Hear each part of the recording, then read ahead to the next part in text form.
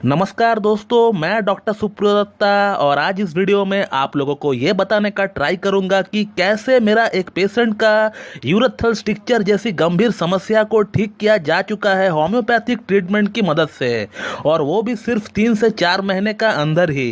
तो चलिए हम लोग वीडियो को स्टार्ट करते हैं। दोस्तों, यूरेथ्रल स्ट्रिक्चर क्या होता है, इसका क्या सिम्टम्स है, इसका क्या कॉजेस है, अगर आपको ये बातें जानना है तो फिर आपको इस वीडियो का डिस्क्रिप्शन बॉक्स में एक वीडियो का लिंक मिल जाएगा। आप उस वीडियो को देखिए, आपको सब कुछ पता चल जाएगा। उस वीडियो में मैंने A to Z urethral stricture के बारे में एकदम सरल भाषा में समझाया है। आप उस वीडियो को चेक करिए, आपको सब कुछ पता चल जाएगा। इस वीडियो में केस बताने से पहले यहाँ सिर्फ मैं आपको 1-2 लाइन में यह समझाना चाहूंगा कि यूरेथ्रल स्ट्रिक्चर आखिरकार होता क्या है। तो दोस्तों, अगर आप एक पुरुष है और आपको यूरिन पास आउट करते समय आपको कुछ दिक्कत आती है, लाइक यूरिन का फ्लो सही से नहीं निकलता है, यूरिन बूंद बूंद गिरता है, आपको पेन होता है अम्बिलिकल रीजन में, और अगर पेट का निचला हिस्सा में अगर आपको भारीपन सा महसूस हो रहा है तो फिर हो सकता है कि आपको भी यूरेथ्रल स्ट्रिक्चर डेवलप हो गया है। तो ये पेशाब की नली में एक सिकुड़न आने का कारण से होता है। जहां पेशाब की नली में एक पतलापन यानी एक नैरोनेस आने का कारण से ये डेवलप होता है। इसके अलावा अगर लिंग में चोट लग जाए या फिर आपका लिंग में कोई छोटी या फिर बड़ी सर्जरी हुआ हो तो उस कारण से कई बार यूरेथ्रा के अंदर एक ऑब्स्ट्रक्शन पैदा हो जाता है, एक स्कार टिश्यू का फॉर्मेशन हो जाता है, और एज अ रिजल्ट आपको इस तरह का सिम्टम्स देखने को मिल सकता है। दोस्तों, अब बात करते हैं केस का ऊपर। तो दोस्तों, ये जो हमारा पेशेंट है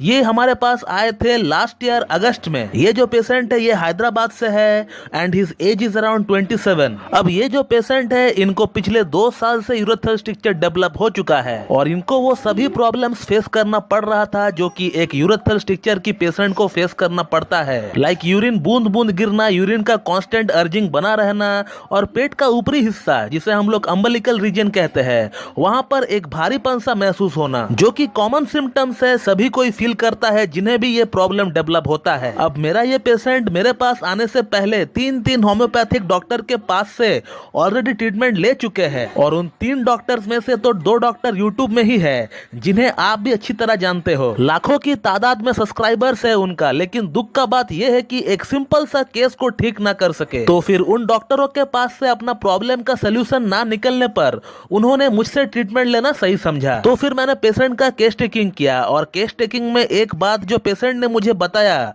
उससे क्लियरली मुझे एक आइडिया लग चुका था कि पेशेंट को यह प्रॉब्लम क्यों डेवलप हुआ है। और होम्योपैथी में अगर किसी भी डिजीज का रूट कॉज अगर एक डॉक्टर को सही से पता चल जाए तो फिर वो डिजीज को ठीक करना कोई बड़ी बात नहीं होती है, चाहे वो डिजीज कैंसर ही क्यों ना हो। तो ये जो पेशेंट है इनको आज से 2 साल पहले एक बार यूटीआई हुआ था, यानी यूरिनरी ट्रैक इन्फेक्शन इनको डेवलप हुआ था, जिसके कारण इनको यूरिन पास आउट करने में दिक्कत आ रही थी। तो इनका जो एलोपैथ डॉक्टर थे जिनसे वो ट्रीटमेंट ले रहे थे तो उनको शायद ऐसा फील हुआ होगा कि पेशेंट को शायद यूटीआई नहीं है, पेशेंट को यूरेथ्रल स्ट्रिक्चर है।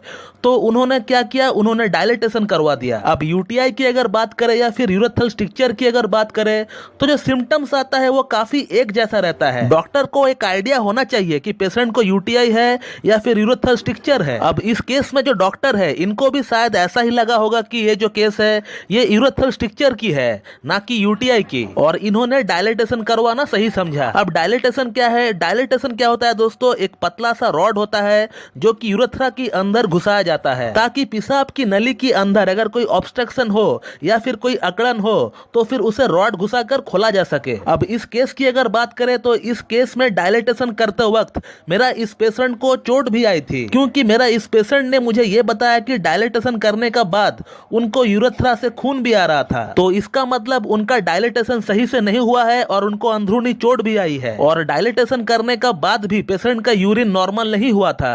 जबकि अगर किसी पेशेंट को यूरेथ्रल स्ट्रिक्चर होता है और उनका डायलिटेशन करवा जाता है तो फिर उनका यूरिन जो है वो तुरंत नॉर्मल हो जाता है। तो इस बात से हमें यह पता चलता है कि पेशेंट को यूरेथ्रल स्ट्रिक्चर था ही नहीं, पेशेंट को यूटीआई ही था, जबकि डॉक्टर ने यूरेथ्रल स्ट्रिक्चर समझकर रॉड घुसा दिया उनका यूरेथ्रा में, जिसके कारण उनको अंदरूनी चोट भी आई और अब उनको हर 2 महीना में एक बार डायलिटेशन करवाना पड़ता है। क्योंकि डायलिटेशन करते वक्त जिस जगह पर उनको चोट पहुंचा था उस जगह पर एक स्कार टिश्यू फॉर्मेशन हो चुका है, जिसके कारण वो हर 2-2, 3-3 महीना में साइज में बड़ा हो जाता है और उसको डायलिटेशन करके खोलना पड़ता है। तो इस बात से हम ये कह सकते हैं कि पेशेंट का अंदर यूरेथ्रल स्ट्रिक्चर था ही नहीं, बल्कि पेशेंट का अंदर ये डेवलप हुआ है चोट लगने का कारण से। तो मैंने मैंने इसी बात पर जोर डालकर रेपर्टरी में सर्च किया है और इसी डायलिटेशन को हम लोगों ने एलिमेंट आफ्टर पकड़कर हम लोगों ने एक ड्रग निकाला है और जिस दवा का नाम है मैग्नीशियम मूर। और इस दवा को हम लोगों ने 6CH पोटेंसी में चालू किया है और इसी के साथ इनको और एक दवा दी गई थी और उस दवा का नाम है एक्विस्टम हाइमेल और इसे भी 6CH पोटेंसी में ही स्टार्ट किया गया था। और इन दो मेडिसिन से हमारे पास इनका 4 महीना ट्रीटमेंट चला और तब से लेकर आज तक तकरीबन 9 महीना हो चुका है और अभी तक उनको इन 9 महीनों में एक बार भी डायलिटेशन करवाने का जरूरत नहीं पड़ा। और आज से 5 महीना पहले जब इनका केस को क्लोज किया गया था उनको ये कहा गया था कि आप हर 2-2 महीना में एक बार हमें रिपोर्ट करते रहिए कि क्या कोई सिम्टम्स आ रहा है, क्या कोई रिकरेंसी आ रहा है। और कल ही पेशेंट का फीडबैक आया था कि पेशेंट को और कोई प्रॉब्लम नहीं है, he is absolutely fit and fine. पिछले 9 महीनों में इनको एक बार भी डायलिटेशन करवाना नहीं पड़ा, जहां उनको हर 2-2 महीना में डायलिटेशन करवाना पड़ता था, नहीं तो वो रह नहीं पाते थे।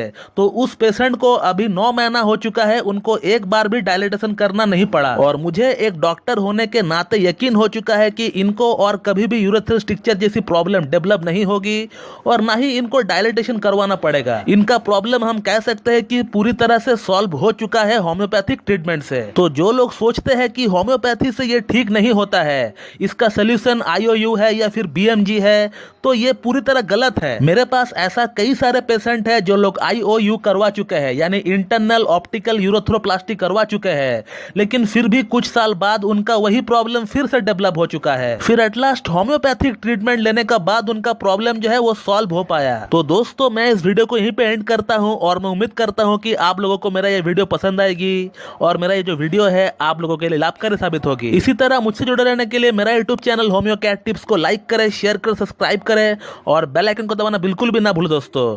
So thank you very much and have a good day.